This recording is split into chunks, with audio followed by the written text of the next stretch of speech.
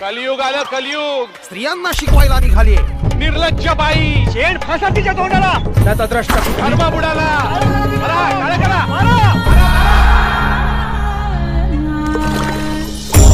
सावित्री, समाजातली घाण दूर करायचा प्रयत्न करतो इथं आपण, आपल्याच अंगावर शेण फेकताय.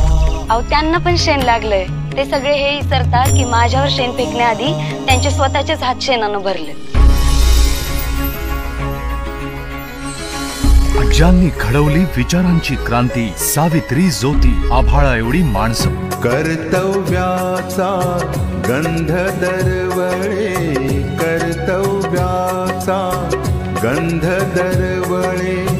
गंधित झाली कर्तव्याचा गंध दरवळे. गंधित झाली